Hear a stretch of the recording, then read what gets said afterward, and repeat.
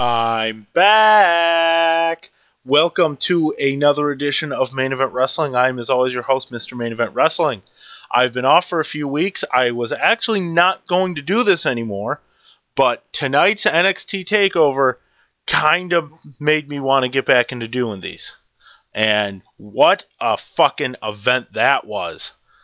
It kicked off with the debut of Kevin Steen, aka Kevin Owens, against CJ Parker, and Owens put on a really good show and got the win with a brutal looking powerbomb, and Owens even got busted open.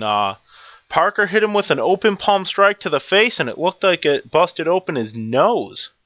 But to me, that added more to him being the tough guy who will fight anyone, and that just added a lot more to it. And top to bottom, the show was really good.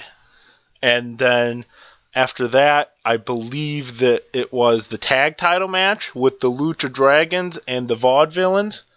And I like both these teams. I don't love either team. I don't see the Vaudevillain gimmick really working on the main roster, but I see Kalisto out from the Lucha Dragons being big things on the main roster because they'll want to reach out to the Hispanic audience, and he's Hispanic and he can speak both English and Spanish very well, and I think that will help him a lot in getting WWE behind him.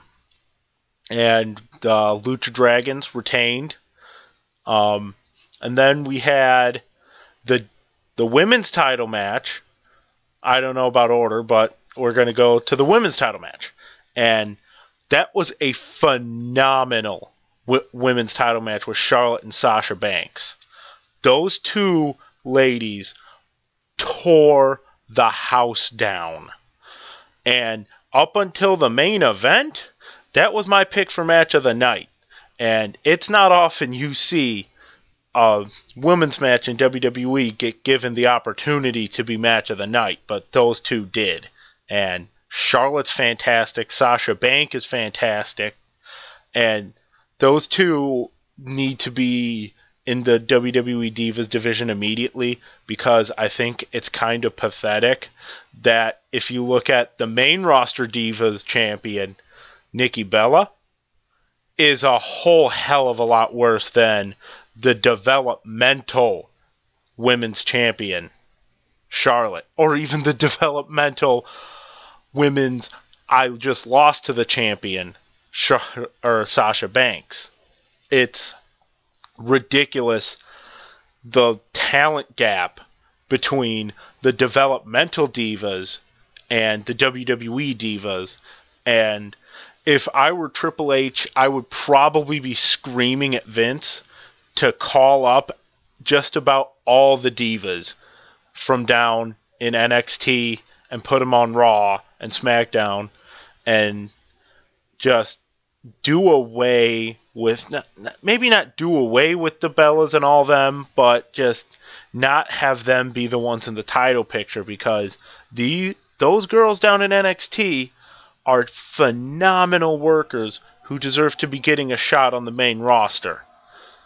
And then there was my favorite tag team in NXT, the Ascension, taking on Finn Balor and Hideo Itami in a phenomenal match. Another phenomenal match.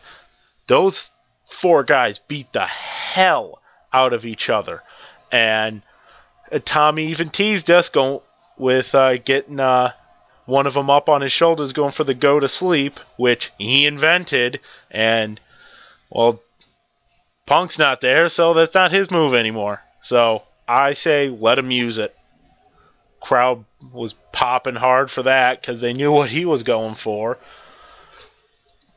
But Itami and Balor got the win when Balor hit a double foot stomp. And I don't know, it's just me. I don't really like the double foot stomp as a finisher. I get the psychology of it being a finisher, just drive all the air out of someone's lungs and they can't get up. But I don't know. I don't particularly care for it as a finisher. As a regular move, yeah, it's good. I just don't particularly think it should be a finisher.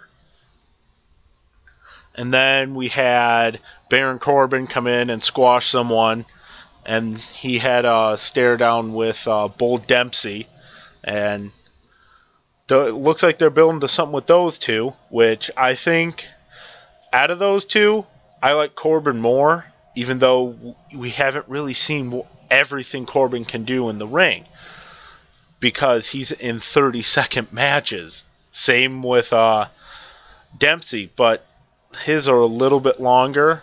I don't know. I'm not in on the whole Bull Dempsey thing. And it doesn't seem like the NXT crowd is as much anymore as they were when he first debuted. But who knows? I think out of those two, Corbin's going to be the one to probably make it to the main roster. And then we had the main event, which was the best match I have seen in NXT and arguably anywhere this year. Adrian Neville and Sami Zayn for the NXT title was just about a flawless match. Those two, as far as timing and as far as emotion in the match and getting a fan emotionally attached, knocked it out of the fucking park. I mean, seriously. The stipulation going in was if Sami Zayn couldn't beat Adrian Neville and win the NXT title, he was going to leave. He was going to go away and quit WWE. And all throughout the match, they're putting on a show of shows. They were proving that they deserve to be on the main roster, and I think they both will be before this time next year. But man, those two tore the house down. I mean, Charlotte and Sasha Banks tore the house down. These two rebuilt it and burned it down, because it was just phenomenal what those two fucking did. I mean, Sami Zayn sent Adrian Neville to the outside, went to the other side, dove through the ropes right next to the ring post, and did a tornado goddamn DDT. That's fucking incredible.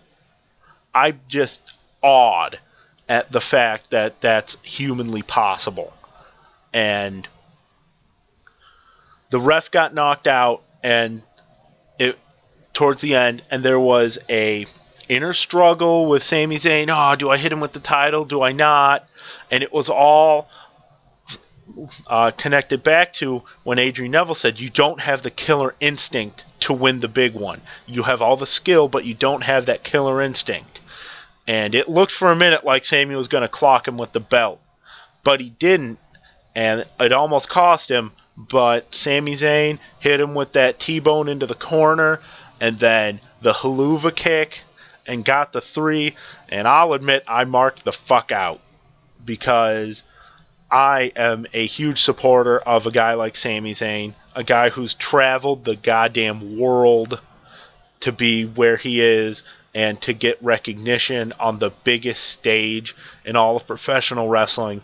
And he did. And he did it tonight. And congrats to Sami Zayn. Congrats to Adrian Neville on putting on a great match too. And they gave everything they could to Sami Zayn after the match, because every babyface on the roster came out. They were all congratulating him. And then Steen, Kevin Owens, came out to lead them all. And there's a huge history with those guys, leading all the way back to Ring of Honor. And they've been tag team partners and enemies, and they're legit friends, I believe, like really good friends. And it was a good 5-6 minutes of Sami Zayn celebrating the title win. And then as he's leaving, Owens comes out again, gives him a hug, and then they're leaving arm in arm, and then Owens throws him down and gives him a power bomb on the corner, and it looked fucking brutal. That looked like it could have broken his back. And so that looks like where they're going after, obviously, a rematch with Neville. But, man, I was expecting a bit from this show, but this blew it out of the water. This was the best of the NXT shows so far. And I am really impressed with the talent that WWE has down there in Florida.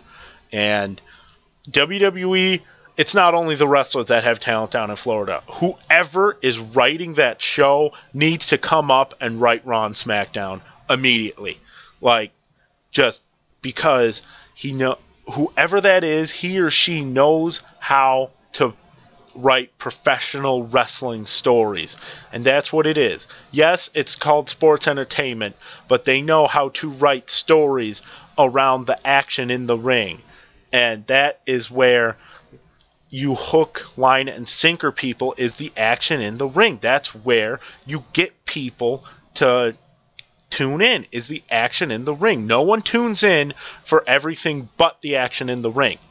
Yes, people tune in for other things too, but everyone tunes in for the action in the ring. And that's what I think kind of escapes Vince sometimes, is that he sees things outside the ring that work, and he thinks that that's what will get people. And it's not. It's all in the ring stuff that gets people hooked. And yes, other things can be great, like promos and all that. All that stuff can be phenomenal and add to it.